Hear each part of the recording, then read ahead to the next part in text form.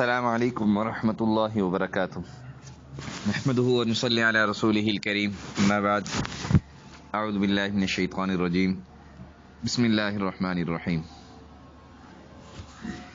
آج ہم ختم نبوت کورس کا سبق نمبر 10 پڑھیں گے۔ آج کے ہمارے سبق کا موضوع ہے قادیانی اور دوسرے کافروں میں فرق۔ قادیانیت کی طرف سے مظلوم ہونے کا رونا رویا جاتا ہے اور مسلمانوں کی طرف سے سیاسی، سماجی، معاشرتی بائیکاٹ کی اٹھنے والی آواز کو بعض لوگ شدت پسندی کہتے ہیں کہ یہ شدت پسندی ہے، اور اچھے خاصے دیندار لوگ اس پر اعتراض اٹھاتے ہیں کہ وہ بھی انسان ہیں، وہ بھی کھاتے پیتے ہیں، سوتے جاگتے ہیں، ہنستے مسکراتے ہیں۔ آج ہم ان کا بائیکاٹ کیا تو کل وہ ہمارا بائیکاٹ کریں گے۔ آج ہم مکان اور دکان میں انہیں گھسنے نہیں دیتے تو کل وہ ہمیں نہیں گھسنے دیں گے۔ عیسائی، یہودی ہمیں ایئرپورٹ سے واپس بھیج دیں گے اور وہ بھی کہیں گے کہ پہلے عیسائی یہودی بنو پھر ہمارے وطن آنا۔ لیکن یہ سمجھیں کہ یہ محض پروپیگنڈا اور سوچی سمجھی سازش ہے کہ مسلمانوں کے ذہن سے محبت رسول صلی اللہ علیہ وسلم کو ختم کیا جائے اور اسے جذباتیت کے نعرے میں دبا دیا جائے، اور گستاخ رسول صلی اللہ علیہ وسلم کے لیے بھی ایسا ہی نرم رویہ رکھا جائے۔ ہماری غیرت لسانی مسلکی معاملات پر تو جاگتی ہے، قومی معاملات پر تو جاگتی ہے، ہمارا خون کھولتا ہے کہ جب کوئی ہمارے والدین کو گالی دے ہم اسے مار ڈالنے کو دوڑتے ہیں۔ ہم مخالف مسلک کو برداشت نہ کرنے والے آقا دو جہاں صلی اللہ علیہ وسلم کو دشمن کو گلے کی لگانے کی باتیں کرتے ہیں کہ ہم آقا دو جہاں صلی اللہ علیہ وسلم کے دشمن کو گلے لگائیں۔ دراصل ہم نے مقام مصطفیٰ صلی اللہ علیہ وسلم کو سمجھا ہی نہیں، ورنہ محبوب کے دشمن کو کوئی بھائی کیسے کہا جائے۔ مرزا قادیانی مسلمانوں کی طرح کلمہ پڑھتے ہیں، دیگر عبادات کرتے ہیں، تو یہ غلط فہمی دور کر لیجئے۔ قادیانیوں کا یہی حربہ سادہ لوگ مسلمانوں کو یہ کہتے ہیں کہ دیکھیں جی، ہم بھی تو کلمہ پڑھنے والا جو ہے نا وہ گروہ ہیں، ہم بھی تو کلمہ پڑھتے ہیں، مسلمانوں والا ہی کلمہ پڑھتے ہیں، نماز بھی پڑھتے ہیں، روزے بھی رکھتے ہیں، دین اسلام کی تبلیغ بھی کرتے ہیں۔ یہ تو قادیانی سادہ لوگ مسلمانوں کو بہکانے کے لیے کہتے ہیں کہ یہ تو مولویوں کی بنائی ہوئی باتیں ہیں، ہم بھی حضور صلی اللہ علیہ وسلم کو آخری نبی مانتے ہیں۔ تو اس بات کو سمجھنے کے لیے ہمیں ختم نبوت کی تعریف پہلے سمجھنی چاہیے کہ آخری نبی یا خاتم النبیین کے معنی کیا ہیں۔ تو سمجھ لیں کہ آخری نبی یا خاتم النبیین کے معنی یہ ہیں کہ آپ صلی اللہ علیہ وسلم کے بعد نبوت کا دروازہ بند ہو گیا، اب کسی پر تاج نبوت نہیں سجایا جائے گا، آپ کے بعد کوئی نیا نبی نئی شریعت لے کر نہیں آئے گا۔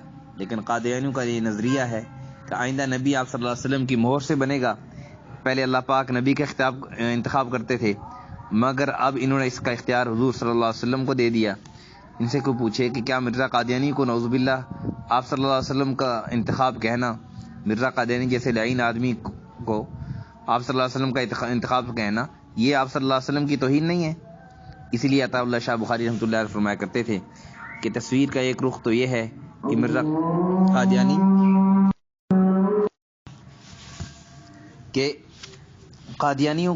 قادیانی میں کمزوریاں اور عیوب تھے کہ اس کے نقوش میں توازن نہ تھا، قد و قامت میں تناسب نہیں تھا، اخلاق کا تو بالکل یہ جنازہ تھا، اور کردار کی موت تھا، جھوٹ تو اس کا شیوا تھا، معاملات اس کے درست نہیں تھے، بات کا یہ پکا نہیں تھا، بزدل یہ تھا، کمزور یہ تھا،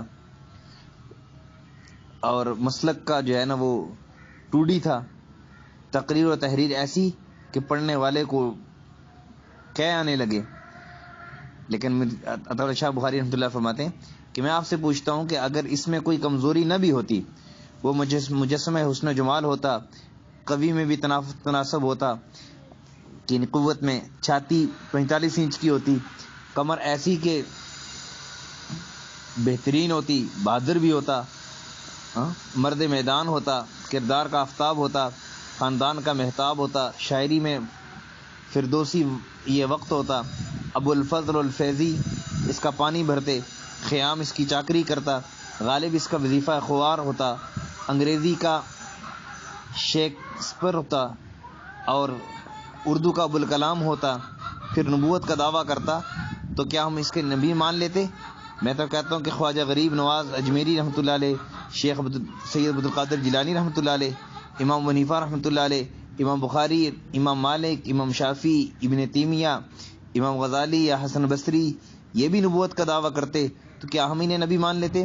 اگر علی رضی اللہ تعالیٰ عنہ دعویٰ کرتے جسے تلوار حق نے اور بیٹی نبی علیہ السلام نے دی، سیدنا ابو بکر صدیق رضی اللہ تعالیٰ عنہ، حضرت عمر فاروق اعظم رضی اللہ تعالیٰ عنہ اور سیدنا عثمان غنی رضی اللہ تعالیٰ عنہ بھی دعویٰ کرتے تو کیا ہم انہیں نبی مان لیتے؟ ہرگز نہیں۔ حضور صلی اللہ علیہ وسلم کے بعد کائنات میں کوئی انسان ایسا نہیں جو تخت نبوت پر سج سکے اور تاج امامت اور رسالت جس کے سر پر ناز کر سکے، وہ ایک ہی ہے جس کے دم قدم سے کائنات میں نبوت سرفراز ہوئی۔ اب یہاں یہ بات سمجھنے کی ہے کہ کفر تین قسم کا ہے۔ کفر تین قسم کا ہے، ایک ہے مطلق کافر، دوسرا ہے منافق کافر، تیسرا ہے مرتد اور زندیق کافر۔ مطلق کافر وہ ہے جو ظاہر اور باطن سے کافر ہے، جو خود کو کافر تسلیم کرتا ہے، خود کو عیسائی، یہودی، پارسی، سکھ، ہندو کہتا ہے اور مسلمانوں کو مسلمان کہتا ہے، غرض اپنے مذہب کی نسبت اپنے ساتھ اور مسلمانوں کے مذہب کی نسبت ان کے ساتھ ہی کرتا ہے، ان کے ساتھ کاروبار لین دین کی اجازت ہے۔ ایک ہے منافق کافر۔ منافق اس کو کہتے ہیں کہ جس کا دل اور زبان دو الگ الگ بیان رکھتا ہو، زبان سے کلمہ پڑھے مگر دل میں کفر رکھے۔ ایسے لوگوں سے خیر خواہی اور بھلائی کی توقع رکھنا فضول ہی نہیں بلکہ بے وقوفی ہے۔ یہ عام کافروں سے برے کافر ہیں اور انہی کے لیے وعید ہے کہ ان المنافقین فی الدرک الاسفل من النار، کہ یہ جہنم کے سب سے نچلے درجے میں ہوں گے۔ اور تیسرا نمبر ہے مرتد اور زندیق کافر۔ مرتد اور وہ کافر ہے جو اسلام سے منہ موڑ کر کفر میں داخل ہو جائے، اس کے لیے حکم ہے کہ اسے 3 دن کی مہلت دی جائے، اس کے اشکالات دور کیے جائیں، پھر بھی اگر وہ نہ مانے تو اللہ کی دھرتی اس وجود سے پاک کر دی جائے، مگر یاد رہے کہ یہ کام صرف ریاست کا ہے، میں اور آپ اٹھ کے یہ کام نہیں کر سکتے۔ اب آتے ہیں کافر کی سب سے بڑی قسم یعنی بری قسم یعنی زندیق کی طرف۔ زندیق کا کفر سب سے برا ہے کیونکہ یہ اپنے من گھڑت دین اسلام کو پیش کرتا ہے اور مسلمانوں کے حقیقی دین کو کفر بناتا ہے، یا ایسے سمجھ لیجیے کہ آب زمزم پر شراب کا لیبل لگا کر بیچتا ہے۔ گو کہ شراب بیچنا بھی برا ہے، مگر شراب پر آب زمزم کا لیبل لگا کر دھوکہ دے کر بیچنے والا سب سے زیادہ برا ہے۔ مولانا یوسف لدھیانی شہید رحمۃ اللہ علیہ نے اس کی مثال ایسے دی کہ ایک شخص خنزیر کا گوشت خنزیر کہہ کے بیچتا ہے جبکہ دوسرا شخص خنزیر کا گوشت بکرا کہہ کے بیچتا ہے۔ گو کہ خنزیر کا بیچنا، یہ لینا پکانا، یہ سب حرام ہے، مگر دونوں کے جرم میں فرق ہے۔ ایک بتا کر بیچ رہا ہے، جس نے لینا ہے لے، جس نے نہیں لینا وہ نہ لے، لیکن ایک اسی کو حلال بنا کر، حرام کو حلال بنا کر فروخت کر رہا ہے۔ بالکل یہی فرق عیسائی، یہودی اور قادیانیوں میں ہے۔ اسی فرق کی بنا پر دوسرے غیر مسلموں سے لین دین، کاروبار، میل ملاپ کی اجازت ہے اور قادیانیوں کے ساتھ ایسے کسی تعلق کی اجازت نہیں۔ چنانچہ رسول اللہ صلی اللہ علیہ وسلم نے یہود و نصارہ کے ساتھ تعلق رکھا، معاہدے بھی کیے، مگر جھوٹے نبوت کے دعوے دار اسود انسی اور مسیلمہ کذاب کے ساتھ تعلقات سے منع فرمایا اور ناجائز قرار دیا۔ اسود انسی کو آپ صلی اللہ علیہ وسلم کے حکم پر حضرت فیروز دیلمی رضی اللہ تعالیٰ عنہ نے جہنم واصل کیا اور مسیلمہ کذاب کے خلاف حضرت ابوبکر صدیق رضی اللہ تعالیٰ عنہ نے لشکر کشی کی اور اس کا خاتمہ کیا۔ امام احمد اور امام شافعی رحمۃ اللہ علیہ نے زندیق کے لیے بھی مرتد والا حکم دیا، یعنی اسے موقع دیا جائے، اگر توبہ کر لے تو ٹھیک، ورنہ اس کا کام تمام کر لیا جائے۔ جبکہ امام مالک رحمۃ اللہ علیہ فرماتے ہیں میں زندیق کی توبہ قبول نہیں کروں گا، اسے بھی سزائے موت دی جائے گی، کیونکہ توبہ قبول کرنا یہ اللہ کا کام ہے، ہم تو اپنی حد جاری کریں گے، کیونکہ موت کے ڈر سے کوئی بھی توبہ کر سکتا ہے، کہہ سکتا ہے کہ آئندہ ایسی حرکت نہیں کروں گا۔ امام احمد بن حنبل اور امام حنیفہ رحمۃ اللہ علیہ کے نزدیک زندیق یہ واجب القتل ہے۔ اب گھر بیٹھے آپ صلی اللہ علیہ وسلم کے گھر پر دستک ہوئی، یعنی آپ گھر بیٹھے ہیں، آپ کے گھر کے دروازے پر دستک ہوتی ہے اور آپ اپنے بیٹے سے کہتے ہیں بیٹا بھائی جا دیکھو کون آیا ہے۔ بیٹا اگر آ کر کہے کہ ابو جی بوٹا سنگھ آیا ہے، مہت سنگھ آیا ہے، آپ اندر بیٹھے بیٹھے سمجھ گئے کہ میرا ملاقات کی کوئی سکھ آیا ہے۔ اگر بیٹا آ کے کہتا ہے جی رام داس آیا ہے وغیرہ وغیرہ، آپ اندر سمجھ جاتے ہیں کہ میرا ملاقات کے لیے کوئی ہندو آیا ہے. اگر بیٹا کہتا ہے کہ ابو جی محمد حسین قریشی آیا ہے یا احمد علی عباسی آیا ہے، تو ہم اندر بیٹھے سمجھ جائیں گے کہ میرا ایک ملاقات کے لیے کوئی میرا ملاقاتی مسلمان آیا ہے. آپ جذبہ اشتیاق سے اٹھتے ہیں کہ میرا ایک مسلمان بھائی مجھ سے ملنے آیا ہے. جب آپ باہر جاتے ہیں تو آپ حیرت زدہ ہو جاتے ہیں کہ آپ کے سامنے قادیانی ملعون کھڑا ہے. پہلی تینوں صورتوں میں آپ مختلف کافروں کو ان کے نام سے پہچانیں گے، تینوں صورتوں میں. لیکن جب قادیانی کافر کا ذکر آیا تو وہ آپ کو دھوکہ دے گیا، کیونکہ اس نے اپنا نام مسلمانوں جیسا رکھا ہوا ہے.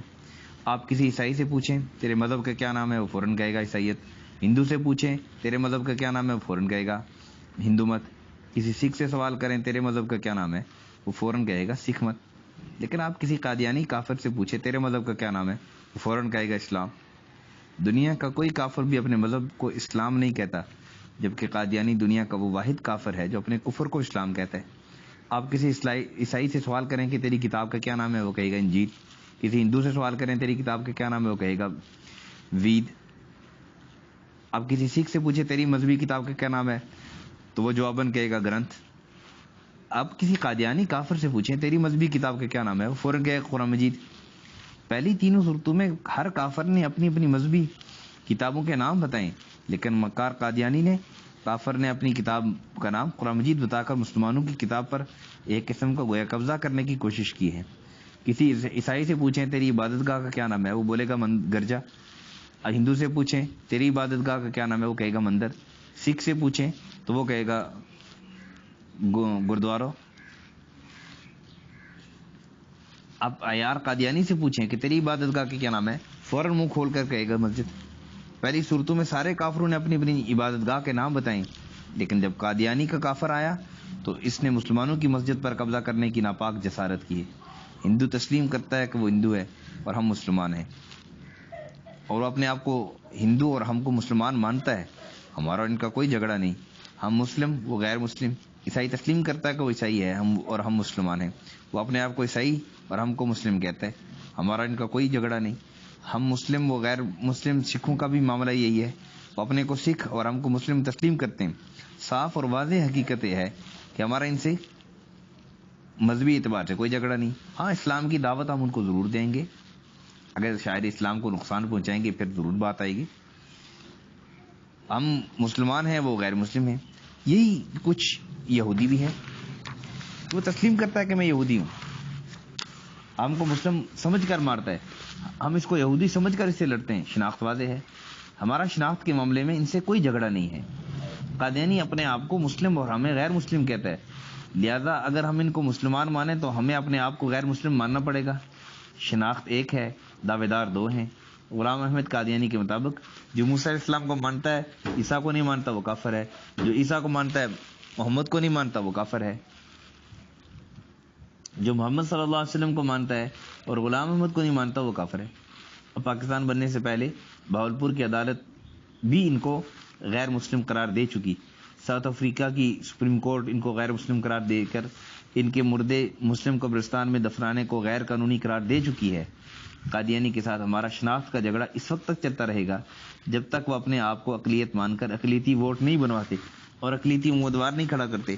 ہر مذہب کی عبادت گاہ کا الگ نام ہے، وہ ہماری عبادت گاہ کا نام استعمال نہیں کر سکتے. ان کے کلمے میں محمد سے مراد مدینے والے محمد نہیں بلکہ غلام احمد قادیانی ہے، جسے وہ پہلے محمد سے زیادہ شان والے سمجھتے ہیں. اس لیے جب ان سے کہا گیا کہ اپنا کلمہ بنائیں تو اس نے کہا جب آنے والا محمد ہی ہے تو ہمیں نیا کلمہ بنانے کی کیا ضرورت ہے. میرا ہی نام سورہ صف میں احمد رکھا گیا. قرآن اللہ تعالیٰ کا کلام اور میرے منہ کی باتیں، لہذا اس وجہ سے ان کے کلمے پر پابندی ہے. قائد اعظم نے کتنا اعتماد کیا تھا سر ظفر اللہ پر کہ اسے اسلامی ریاست کو پہلا وزیر خارجہ بنایا تھا. اس نے پاکستانی سفارت خانوں کو قادیانی مشن میں تبدیل کر دیا تھا. نیز وزارت خارجہ کو کچھ اس طرح قادیانیوں سے بھرا تھا کہ آج بھی وزارت خارجہ میں ہر تیسرا سفارتکار قادیانی ہے. ہر سفارت خانے میں سیکرٹری لیول کا قادیانی افسر موجود ہے. بیرون ملک پاکستانی اسکول جو سفارت خانوں کے تابع ہیں ان میں پرنسپل اور وائس پرنسپل سیکشن انچارج یہ قادیانی لگائے جانتے.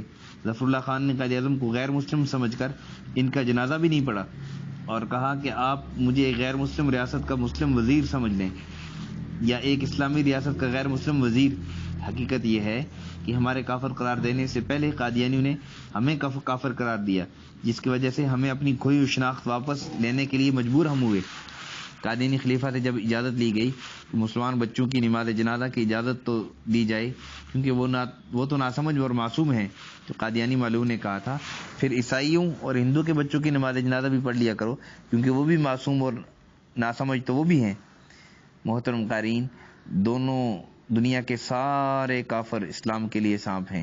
ہر سانپ کا علیحدہ علیحدہ رنگ ہے، ہر سانپ کے چلنے کی اپنی سرسراہٹ ہے. یہ قادیانی جو سانپ ہے یہ کھپرا سانپ ہے، اس کی کوئی سرسراہٹ نہیں، اس کی کوئی پھنکار نہیں. اس وقت پتہ چلتا ہے جب یہ ڈنگ مار کر ایمان کا چراغ گل کر دیتا ہے. دنیا کے سارے کافر زہر کو زہر کے نام پر بیچتے ہیں، لیکن قادیانی کافر زہر کو دوائی کے نام پر، تریاق کے نام پر بیچتے ہیں. دنیا کے سارے کافر شراب کو شراب کے نام پر بیچتے ہیں، لیکن قادیانی کافر شراب کی بوتل پر آب زمزم کا لیبل لگاتا ہے. دنیا کے سارے کافر خنزیر کے گوشت کو خنزیر کے نام پر فروخت کرتے ہیں، لیکن قادیانی کافر خنزیر کے گوشت کو بکرے کے گوشت کے نام پر بیچتا ہے. دنیا کے سارے کافر شراب خانے پر شراب خانے کا بورڈ لگاتے ہیں، لیکن قادیانی کافر شراب خانے پر مسجد کا بورڈ لگاتا ہے. عام کافر تلوار سے حملہ کرنے والا دشمن، لیکن قادیانی کافر کھانے میں زہر ملانے والا دشمن ہے. عام کافر اسلام کے قلعے میں دروازہ توڑ کر داخل ہونا چاہتا ہے، لیکن قادیانی کافر قلعہ میں سرنگ لگا کر داخل ہوتا ہے. یہ فرق ہے قادیانی کافروں میں اور دوسرے کافروں میں. اللہ جل شانہ سے دعا ہے کہ اللہ تعالی ہمیں یہ فرق سمجھنے کی توفیق عطا فرمائے. یہ چند مثالیں آپ کے سامنے عرض کی ہیں کہ یہ فرق تاکہ ہم سمجھیں کہ یہ فرق ہے قادیانیوں کے اندر اور دوسرے مسلمانوں کے اندر، اور میں سمجھتا ہوں کہ جو یہ فرق نہ سمجھے اس کا بیڑا غرق ہے. وآخر دعوانا ان الحمد للہ رب العالمین.